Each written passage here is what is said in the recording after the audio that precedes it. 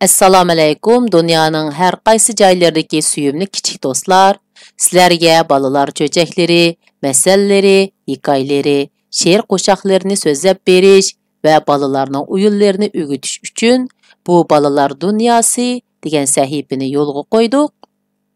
Bu masal cho'jaklar chuqum sizlarning qalb dunyoyinglarni texmo mollashtıra olaydi ham sizlarga zo'r ma'naviy zo'q ato qila olaydi deb o'ylayman. Hem sizlerning yoqtirib anglashinglarni umid qilaman. Omoq bolalarim, anglash navbatini hargizmi ketkizib qo'ymanglar. Bizmo kichik vaqtimizda opamiz bizga Chin Temur Botur, Düdü Qo'zam cho'jaklarini kunda aytbasmi, biz zerikib qolmay anglaytdik. Bizning balalik cho'jaklar dunyoyimiz shu Chin Temur Boturdan boshlangan. Shunga menmo tunji bo'lib sizlarga Chin Temur Botur cho'chigini aytib berishni muvaffaq ko'rdim. Burunning burunsida ili iqlimida cho'ng bir podsho o'tgan ekan. U podshoning 2 xotini bor ekan. Ammo 2 xotin tug'mabdi. Shunga podshoning ko'ngli beorom ekan. U xafaligini tugutish maqsadida har doim shikorga chiqib tomosha qilishni yaxshi ko'rdi ekan. Oy kunlar o'tib, podshoning kichik xotini homildor bo'lib qopti. Bir kuni podsho vazirlari bilan shikorga chiqib ketganda, kichik xotini bir o'g'il tug'ibdi. Biroq podshoning cho'ng xotini ichi torliq qilib, bolani ko'lga tashlab etib, o'rniga itning kuchugini akilib qo'yibdi.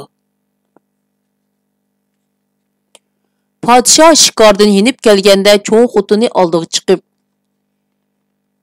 "Ey podshohim, kichik xotinlari kuchuk tug'di" deb xabar qilibdi. Darg'azabga kelgan podsho kichik xotinini jazolamoqchi bo'libdi. Bu chaqda cho'ng xotini hilgarlik qilib, "Jazolamizlar podshoh olam. Bu qitim men gunohini tilib olay" deb yolg'onlardan yolvurgan bo'pti. Shuning bilan podsho kichik xotinini omon qoldiribdi. Oradan yana bir qancha vaqt o'tibdi. Podshoning kichik xotini yana homildor bo'lib qopti. Podsho yana burunqi odati bo'yicha shikorga chiqib ketgan ekan. Bu qitim kichik xotini bir qiz tug'ibdi. Cho'ng xotini bunimi ko'lga tashlab etib, o'rniga mushukning oslinini akilib qo'yibdi. Podsho shikordan qaytib kelganda, cho'ng xotini podshohning oldiga mushukning oslini ko'tarib chiqib, "Ey podshohi olam, bu qitim kichik xotinlari oslan tug'di. Yurt ichida yuzimizni yer qilib etdi. Bu nima degan rasvochilik?" deb yolg'ondan yig'lab o'rnini bishig'i kiyibdi. Ochiqlangan podsho kichik xotiniga og'ir jazo berishni buyuribdi. Endi gapni yiliqi 2 kichik boboqning ahvolidan anglayli. Cho'ng xotin ko'lga tashlab etgan yiliqi boboqlarni bir iyiq suvdan achiqib jangalga ilib ketib beqibdi. Bolalar o'sib cho'ng bo'pti. Aqliga kelganda ular bir-biriga ot qo'yishyapti. O'g'ilning iti Chin Temur, qizning iti Maxtumsula bo'pti. Bu bolalar sahroning sop havosida sog'lom, kuchlik ham chiroyli cho'ng bo'lib o'sibdi. Keyincha ular iyiqdan ayrilib, jangalning bir chetiga uy yasab, shu uyda yashashga boshlabdi. Chin Temur Botur kichik chig'idila ov qilishni o'rgangashga, turli jon-jonivorlarni tutadigan ajoyib botur yigitga aylanibdi. U har qitim ovga chiqqanda 7 kun ov ovlaydi ekan. Misron qilichini belidan, olg'ur purkutini qo'lidan, arg'imoq etini ostidan, kop-kop kuchugini yinidan ayirmaydi ekan. Kunlarning birida Chin Temur Botur ovga chiqib ketib etib, singlisi Maxtumsulaga mundoq debdi: "Singlim Maxtumsula, men ovdan qaytib kelgicha o'giziga chiqma. O'tni uchirma, suvni ko'chirma, bulamdi. To'xoni taqdima, mushukni pashdima. O't uchib qolsa, boshqa yerlarga o't so'rab ketib qolma."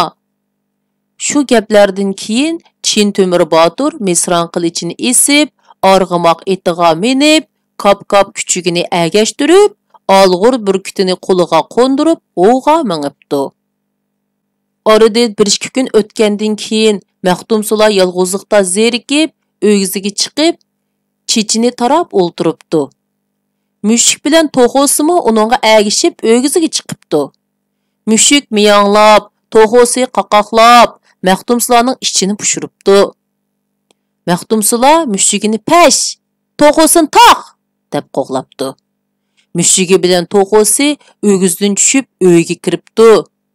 Mushuk o'choq yeniga kelib, cho'gini o'rib etibdi. To'g'o kulni totalabdi.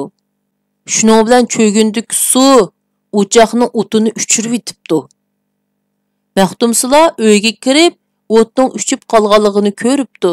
Nihoyat qayg'urib, yana o'g'ziga chiqib, "Endi qandoqmi qilarman?"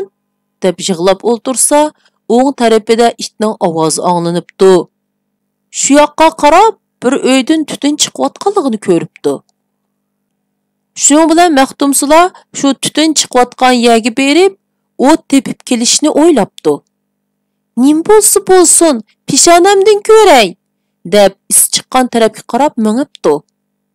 Uzun mangandan keyin mo'risidan is chiqayotgan bir eski tom uyga yetib kelibdi. Qarg'udak bo'lsa, uy ichida bir qeri mo'may o'ltirg'idek. Maxtumsula "Assalom" deb uning qishig'i kiribdi. Mo'may uningdan kimligini, nima uchun kelganligini so'rabdi. Maxtumsula hamini bir-birlab aytib beribdi. Mo'may Maxtumsulaning bir quliga kul qochilangan qocha beribdi, bir quliga bir tezakni tutashtirib tutqizib qo'yibdi. Ondan Maxtumsulaga "Qochidagi kulni uyingga borgucha chechib borg'in, orqangga qaramag'in" debdi. Maxtumsula Mo'mayning deganini qilibdi. Shuningdan keyin Mo'mayning uyidan Maxtumsulaning uyigacha belga paydo bo'pti. Aslida u Mo'may 7 boshliq yolmavuz ekan. Maxtumsula uni bilolmabdi. Maxtumsula o'tni ilib kelib, darru o't yiqib, bir qozon go'sht pishirishga boshlabdi. Kun o'ltirib, qorong'i tushib, kech kirishi bilan yiliqqa 7 boshliq yolmavuz ishikka kelib, "Chin Temur Batur uyida bormi? Arg'umoq eti ig'ilda bormi? Misron qilichi qo'ziqda bormi? Olg'ur burkuti o'rnida bormi? Kop-kop kuchigi ishikda bormi?" deb so'rabdi. Maxtumsula Mo'mayning ovozini anglab uydan chiqmay turib, "Chin Temur Batur uyida yo'qdir. Arg'umoq eti ig'ilda yo'qdir. Misron qilichi qo'ziqda yo'qdir. Olg'ur burkuti o'rnida yo'qdir. Kop-kop kuchigi ishikda yo'qdir" deb javob beribdi. Shuningdan keyin Mo'may 7 boshliq yolmavuz surtida uyga kirib, avval qozondagi go'shtning hammini yeb, ondan Maxtumsulaning uzun chechidan to'g'risga isib qo'yib, topinini tishib, qinini sho'rabdi. Ketar cheg'ida Maxtumsulaga, "Mening bu yerga kelganligimni hech kimga aytma. Agar aytadigan bo'lsang, meningdan zodi qutula olmaysan", deb po'poza qildi. Maxtumsula qo'rqqandan hech nim deyolmabdi. Aksi Chin Temur Baturning kelishini 4 ko'zi bilan kutibdi. Atsi kun kech bo'lishi bilan yiliqi yolmavuz Mo'may yana kelibdi. Uyda bor narsalarni yeb bo'lib, ilgirgidek Maxtumsulaning qinini sho'rabdi. Bu ahvol bir necha kun shu xilda davomlashibdi. Mağzi anardek, husni guldek Maxtumsula kundan kunga mag'dursizlanib, zabrandek sarg'ayib ketibdi. 7-chi kuni Chin Temur Batur ovdan qaytib kelib, singlisini ko'rib hayron qolibdi. Ko'ngliga gumon tushibdi. Chunki Maxtumsula 1 yil kasal bo'lgan odamdek sarg'ayib ketgan ekan.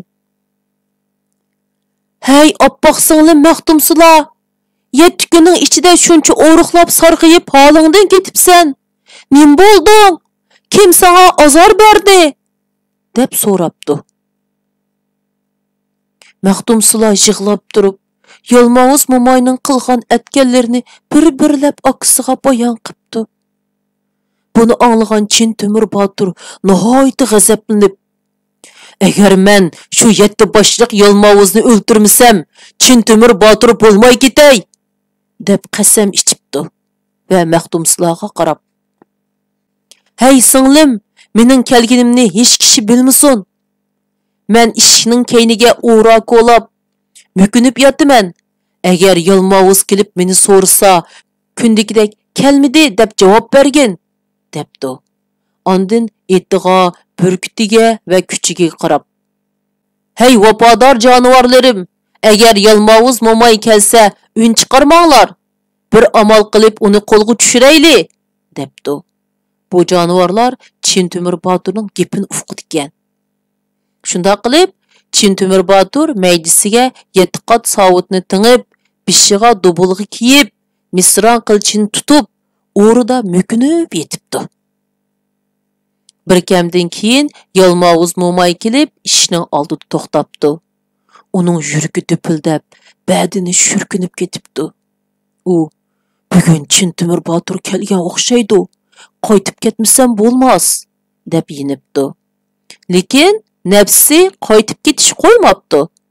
Momay, Chin Temur Boturning kelmaganligini bir so'rab ko'ray. Agar kelgan bo'lsa qaytib ketay. Kelmagan bo'lsa u vaqtda mening baxtim, deb o'ylab, ishkiga yaqin kelib, "Chin Temur Botur uyida bormi? Arg'umoq eti eg'ilda bormi? Misron qilichi qo'ziqda bormi? Alg'ur burketi o'rnida bormi? Kop-kop kuchiki ishikda bormi?" deb so'rabdi. Maxtumsula, "Chin Temur Botur uyida yo'qdir. Arg'umoq eti eg'ilda yo'qdir. Misron qilichi qo'ziqda yo'qdir. Alg'ur burketi o'rnida yo'qdir. Kop-kop kuchiki ishikda yo'qdir", deb javob beribdi.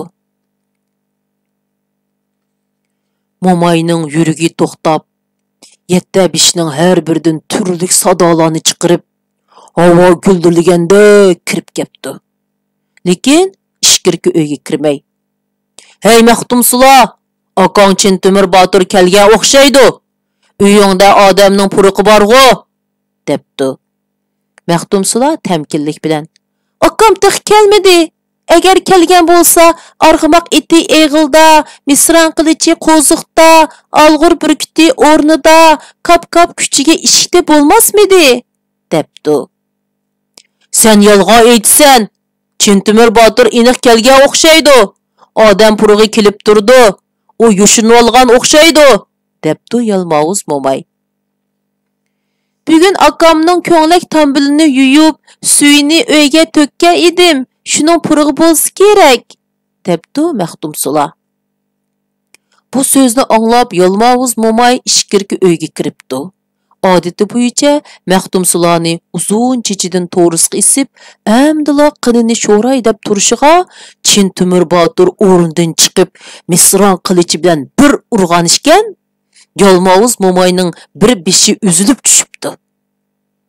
Yalmavuz momay "Oh" debdi-da, Chin Temur Botur qarab, "Bir beshimni olding, qolgan 6 beshimga qandoq javob bersan?"